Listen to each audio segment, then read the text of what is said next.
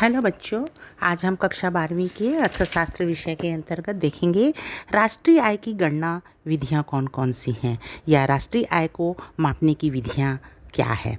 पहला देखेंगे राष्ट्रीय आय की गणना विधि के अंतर्गत पहला आय गणना विधि। इस विधि में सभी साधनों द्वारा प्राप्त आय को जोड़ा जाता है, अतः इसे प्राप्त आय गणना विधि भी कहते हैं।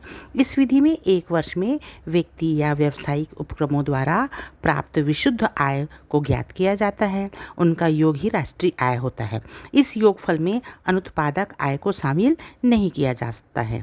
दूसरा है व्यय गणना विधि। इस विधि में लोगों में व्यय और बचत को जोड़कर राष्ट्रीय आय की गणना की जाती है। इस विधि के अनुसार किसी देश की कुल राष्ट्रीय आय लोगों के कुल उपभोग एवं बचतों के बराबर होती है। तीसरा है बच्चों मिश्रित गणना विधि। इस प्रणाली का प्रयोग डॉक्टर V.K. राव ने किया है। इसमें उत्पादन विधि व आय विधि दोनों का मिश्रित प्रयोग करके राष्ट्रीय आय की गणना की जाती है। यह विधि भारत में राष्ट्रीय आय की गणना हेतु सफल विधि मानी गई है। चौथा उत्पादन गणना विधि।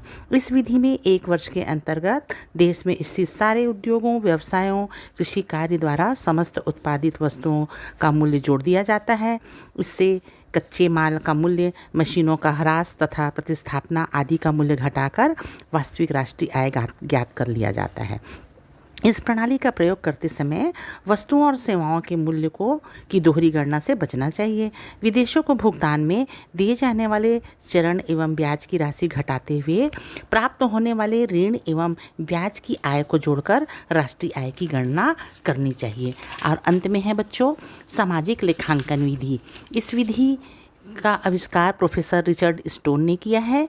इसमें देश की समस्त जनसंख्या को कई वर्गों जैसे उत्पादन संस्थाएं, वित्तीय संस्थाएं, बीमा एवं सामाजिक सुरक्षा संस्थाएं, अंतिम उपभोक्ता वर्ग एवं अन्य में बांट दिया जाता है।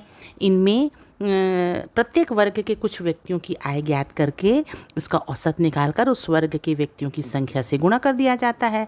इस प्रकार सभी वर्ग के व्यक्तियों की आय ज्ञात करके इन्हें जोड़कर कुल राष्ट्रीय आय की गणना कर ली जाती है। आशा करती हूँ बच्चों बहुत सरल शब्दों में और आपने सुना और समझा होगा। धन्यवाद बच्चों।